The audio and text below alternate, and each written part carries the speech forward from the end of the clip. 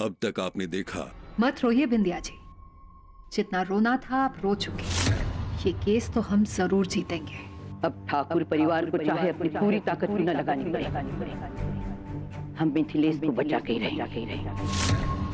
बड़ी अम्मा, बेल की जो अपील है वो खारिज हो गई है। हवेली में तो बड़ी बड़ी बातें करके गया था आपका आदमी, अब क्या हुआ? सच ये है कि इनके छोटे भाई प्रियोम ठाकुर का कोई कत्ल वत्ल नहीं हुआ है, बल्कि एक सड़क दुर्घटना में बहुत ही बेदर्दी से बेचारे मारे गए।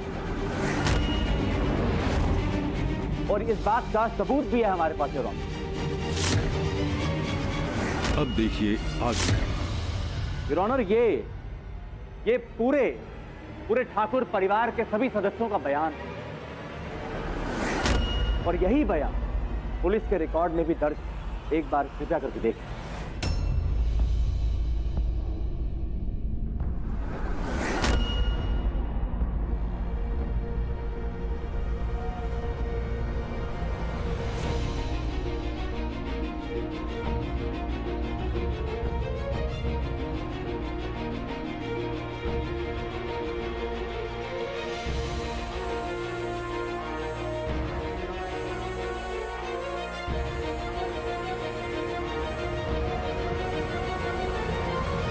राय बाबू, भाई एक्सीडेंट हुआ है तो उसका कोई रिपोर्ट, कोई पंचनामा, कोई चश्मदीद गवाह तो होगा।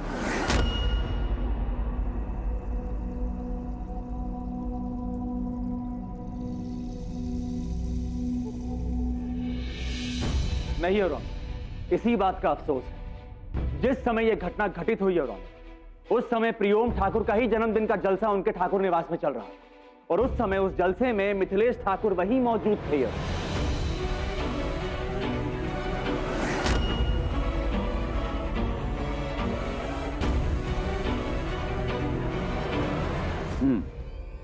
आपका मतलब है कि घर में प्रियोम ठाकुर का जन्मदिन मनाया जा रहा था और सब कुछ छोड़ छाड़ के प्रियोम ठाकुर बाहर निकल गए अकेले। आपको ये बात कुछ अटपटी सी नहीं लगती है राय बाबू? अफसोस यही है योर ऑनर, यही अफसोस है कि काश हमको एक कारण मालूम पड़ जाता कि अपना ही जन्म दिवस छोड़ के वो कहां सड़क पे निकल गए। लेकिन एक सवाल है जो हम बिंदिया जी से पूछना चाहते हैं। उन्होंने अपने पति के कत्ल का इल्जाम मिथिलेश ठाकुर पे लगाया है, तो उन्होंने अपने पति का अंतिम संस्कार होने ही कैसे दिया? ऑब्जेक्शन मिला। सस्टेन। मैं अपने फाजिल दोस्त को यह बताना चाहूंगी कि जब भी कोई पत्नी अपने पति को खोती है वो गहरे सदमे में होती है। ये मेरे मुवक्किल कुछ बोल नहीं पाई। एकदम सही है।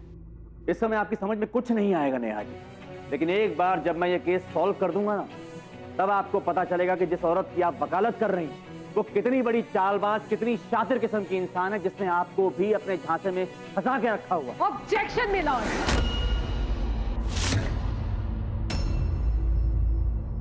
हमारे मुवक्किल के बारे में कुछ भी बोलने का आपको कोई भी हक नहीं है।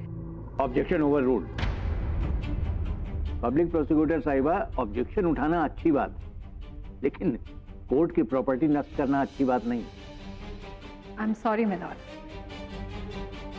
योर ऑनर, बहुत ही सरल शब्दों में मैं आपको बताता हूं कि आखिर ये पूरा खेल क्या है। जैसा कि सभी जानते हैं, बेगूसराय में ठाकुर परिवार की आन बान, शान शौकत, धन दौलत के बारे में बच्चा बात, और यही बात बिंदिया भी बखूबी जानती है। और इसीलिए इन्होंने फैसला कर लिया कि इनको हर हाल में इस परिवार का हिस्सा बनके इस जायदाद को हड़पना है, उस दौलत को हथियाना है। और इसीलिए इन्होंने नया पासा किया। इन्होंने उस परिवार के छोटे बेटे प्रियोम ठाकुर को अपने प्यार के जाल में फंसा के उससे शादी कर, और इनको ये लगने लगा कि उस परिवार की सत्ता, दौलत सब इनके पास आ गई। अफसोस कि प्रियोम ठाकुर की अकस्मात मृत्यु से इनको डर लगने लगा कि अब इनकी सत्ता, ठाट बाट सब छिन जाएगा। और इसीलिए बिंदिया जी ने अपने मरहूम पति प्रियोम ठाकुर के कत्ल का इल्जाम मेरे मुवक्किल मिथिलेश ठाकुर पे लगाया और एक नया ही ड्रामा रच दिया। I object my lord. मेरे मुवक्किल के ऐसे कोई भी मंसूबे नहीं है। ये तो सिर्फ इनकी रचाई हुई मनगढ़ंत कहानी है। सस्टेन, आपके पास इस बयान का कोई सबूत है? योर ऑनर, सबूत तो साक्षात मौजूद है अदालत में। योर ऑनर, बिंदिया जी खुद सबूत है। मैं चाहता हूं कि अदालत इनसे पूछे कि ठाकुर परिवार जैसे बड़े परिवार की बहू बनने से पहले इनका पेशा क्या था।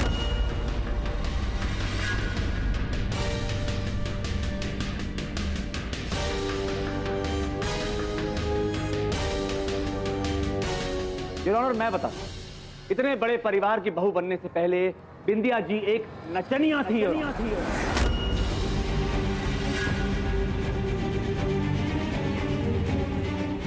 सबसे पहले ठाकुर परिवार में इनका प्रवेश तब हुआ जब उनके बेटे की 18वीं वर्षगांठ पे इन्हें नाचने के लिए बुलाया गया। गई तो थी नाचने के लिए, लेकिन वहां जाते ही वहां की चकाचौंध दौलत देख के इनका मन बदल गया।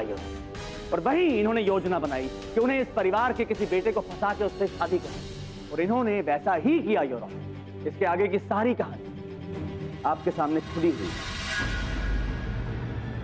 नेहा जी, ये केस हमें बिल्कुल एक तरफा लग रहा है। क्या आपके पास लगाए गए इल्जामों का कोई पक्का ठोस सबूत है?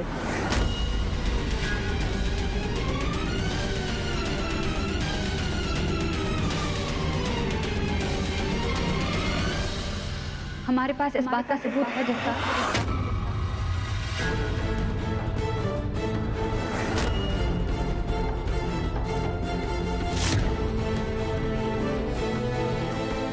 कि हमारे पति की मौत हादसा नहीं थी, बल्कि एक कत्ल।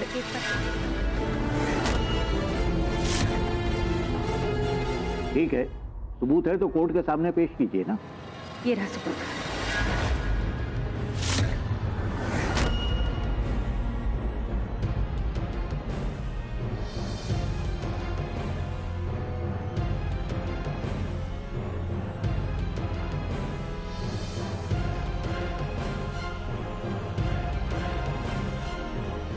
ऑनर, ये सब क्या है? योर ऑनर, अगर प्रोसिक्यूशन को कोई सबूत पेश करना है तो उसका एक प्रोसीजर होता है। ऐसे ही कोई भी अचानक रुमाल से कोई सबूत निकाल लेगा तो अदालत कैसे मान लेगी? ओवररूल। बिंदिया जी,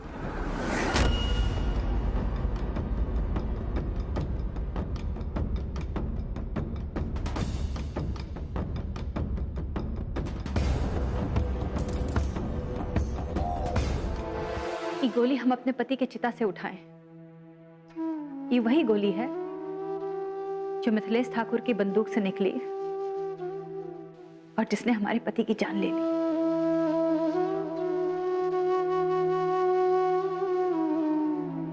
कोर्ट ये सबूत स्वीकार करती है। इंस्पेक्टर भोला प्रसाद, इस सबूत को जल्द से जल्द फॉरेंसिक जांच के लिए भिजवाया जाए, और फॉरेंसिक जांच की रिपोर्ट आने के बाद ही इस केस की अगली सुनवाई होगी। तब तक के लिए यह अदालत मुलतवी की जाती है।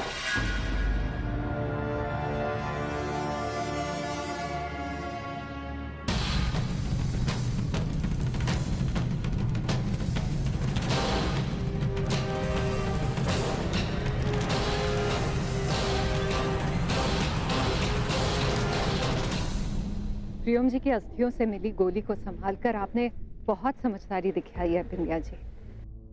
इससे हमारा केस और मजबूत हो गया है। लेकिन हाँ, यदि तुमने सबूत के बारे में हमें पहले बता दिया होता तो बेहतर होता। अविनाश के ऑब्जेक्शन के बाद तो हमें लगा था कि कोर्ट इस सबूत को खारिज कर देगी, लेकिन थैंकफुली चक्रवर्ती सर वहां पे थे और उन्होंने सबूत को मान लिया। माफ कीजिएगा नेहा जी, हमारे दिमाग से पता नहीं कैसे निकल गया। हम बताने वाले थे पर वो तो सवेरे हमें लगा कि हमें साथ में लेते चलना चाहिए तो हम लेते आए। कोई बात नहीं, लेकिन आइंदा ध्यान रखिएगा। कई बार ऐसे पेचीदा केस में छोटा से छोटा सबूत भी केस का रुख बदल देता है। सो अच्छा होगा कि हम केयरफुल रहें। बस अब किसी तरह से हमारे हाथ में वो गन लग जाए जिससे मिथिलेश ठाकुर ने गोली चलाई थी, तो बस हमें ये केस जीतने से कोई नहीं रोक पाएगा। बस फॉरेंसिक जांच से कोई ना कोई सबूत तो मिल ही जानी चाहिए। वो रिपोर्ट कब तक आ जाएगी? कल तक मिल जानी चाहिए, और तब पूनम ठाकुर की गवाही की जरूरत पड़ेगी। बिंदिया, कुछ भी हो जाए पूनम ठाकुर पीछे नहीं हटनी चाहिए। हम पूरी कोशिश करेंगे। गुड।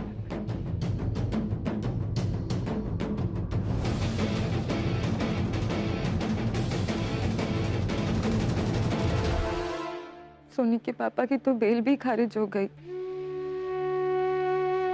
वो बिंदिया पता नहीं कहां से वो गोली ले आई। बड़ी अम्मा, अगर कहीं वो गोली के जांच के बाद प्रियम की हत्या के गुनाह में। चुप चुप बोलो माया। अविनाश राय जैसा नामी वकील मिथिलेश का केस लड़ रहा है। उसने हमको भरोसा भी दिलाया है और आज की दलीलों के बाद हमको भी यही लगता है माया कि मिथिलेश बहुत जल्द हमारे साथ घर पे होगा। बस हमको वो बंदूक देखनी है। जीजी, अगर सही में ये साबित हुआ ना कि वो गोली प्रियम के शरीर से निकली है तो हम सब भी झूठे साबित हो जाएंगे कोर्ट में। छोटी, हिम्मत बढ़ा नहीं सकती तो कम से कम तोड़ो भी तो मत। नहीं। अच्छा सोचो, सब अच्छा हो जाएगा।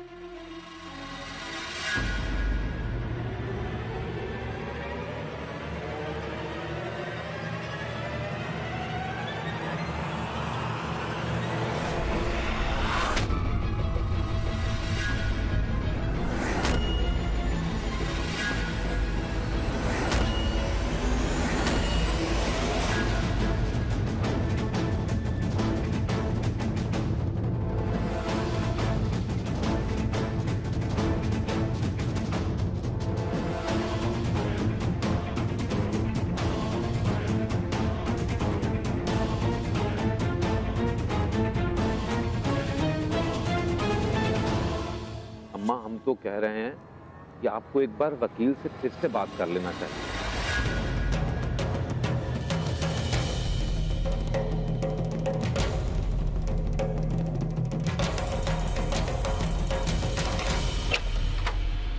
विद्या,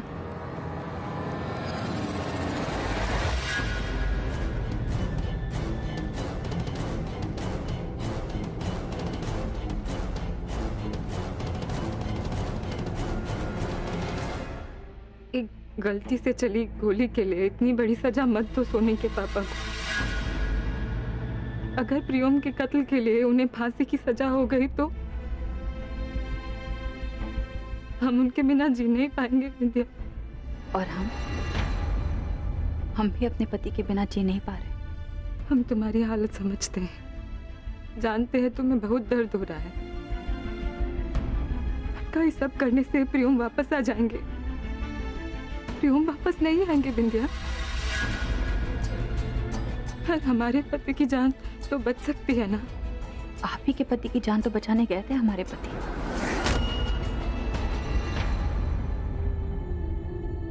मिथिलेश ठाकुर की जान बचाते बचाते ही प्रियम की जान गई है। और फिर भी कोई प्रियम के बारे में नहीं सोच रहा है।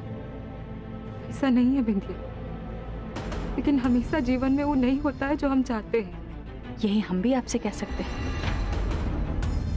कि जीवन में हमेशा वो नहीं होता है जो हम चाहते हैं। अब आप खुद ही देखिए, मिथिलेश ठाकुर को बचाने के लिए सब ऐसे खो गए कि भूल गए कि आज प्रियम का चौथा है।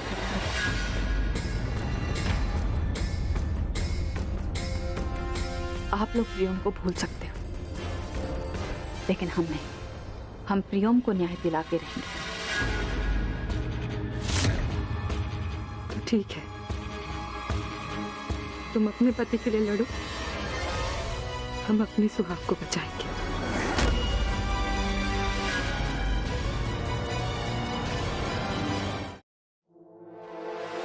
विद्या, विद्या हमारी बात तो सुनो, ऐसा मत करो, तुम गलत कर रही हो। एक बार पिंटू सोनी के बारे में तो सोच लो। विद्या ऐसा मत करो। विद्या, विद्या एक बात तो सुनो हमारी।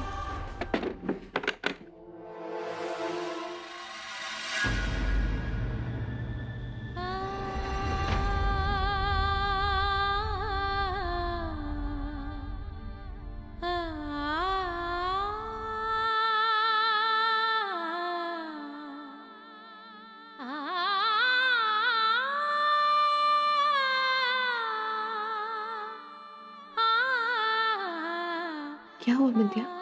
माया भाभी रोते हुए हमारे पास आई थी। कि हम मिथिलेश ठाकुर को माफ कर दें।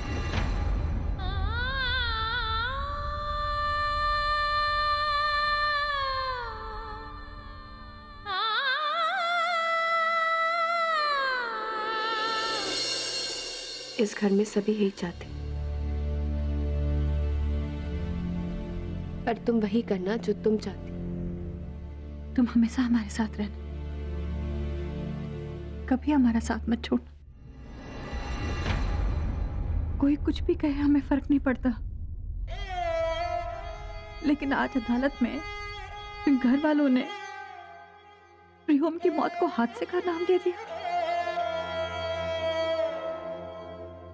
एक बार गोली की जांच का नतीजा आ जाए ना, तब दूध का दूध और पानी का पानी हो जाएगा। उसके बाद तुम्हारी गवाही की जरूरत पड़ेगी।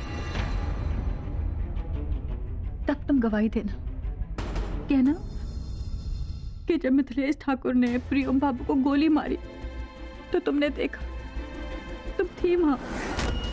सच बता देना,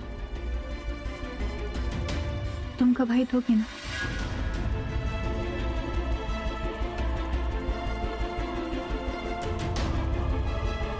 बोलो पुनः, तुम परिवार की बातें सुनकर हमारा साथ छोड़ तो नहीं दो? बोलो पुनः, तुम प्रियोम को न्याय दिलवाओगे ना?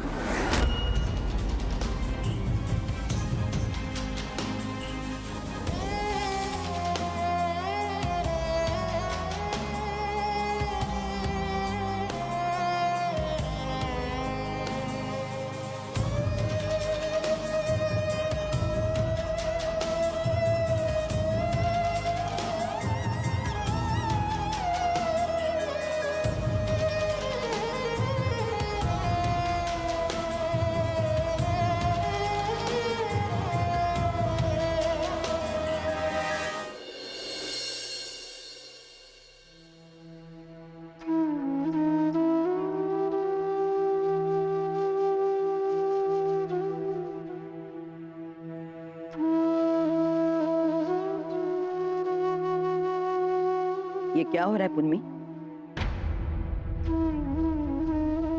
इसकी कोई जरूरत नहीं है। जरूरत है बड़ी अम्मा। आपको याद है जब भी प्रियोम को आपसे अपनी कोई बात मनवानी होती थी तो वो इसी तरह आपके पांव दबाकर आपको खुश करता था। क्या कहना चाहती हो? साफ साफ बोलो। बड़ी अम्मा, हम कोर्ट में जाकर गवाही देना चाहते हैं।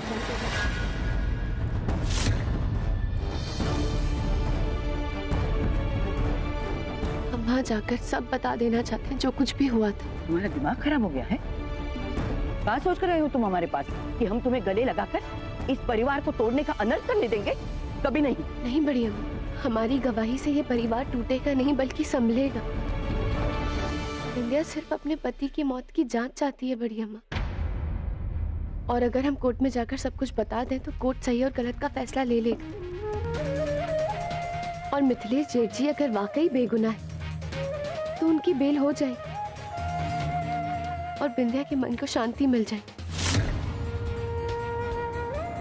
और एक बार फिर वो हमारे परिवार के साथ वापस जुड़ जाएगी। चुप रहो तुम।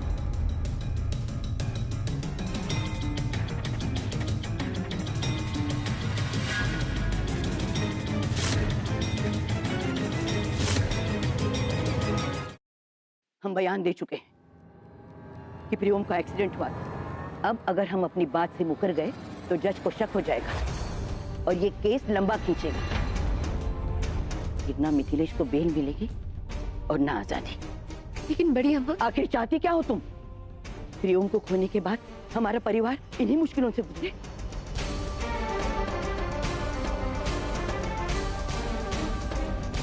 ऐसा कुछ नहीं होगा बड़ी अम्मा, हमारा दिल कहता है।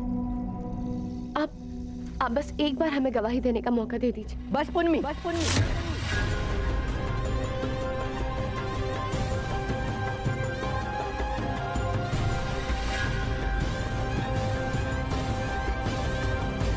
बहुत बकवास सुन ली हमने तुम्हारी। हमें एक बार कोर्ट में बोलने का मौका तो दीजिए। हमारा मन कहता है बड़ी अम्मा ऐसा कुछ नहीं होगा। कुछ नहीं सुनना हमें, चली जाओ यहाँ से।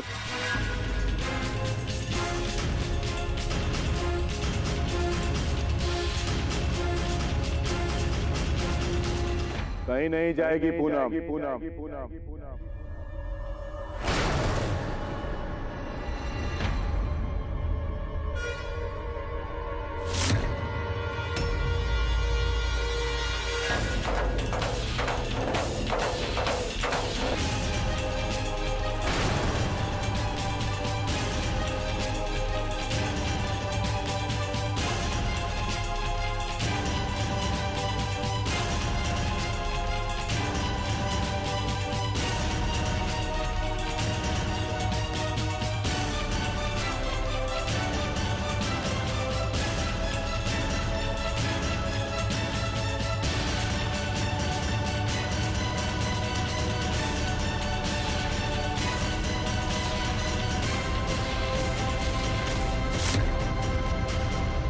वो अदालत जाएगी और जाके अपना बयान देगी।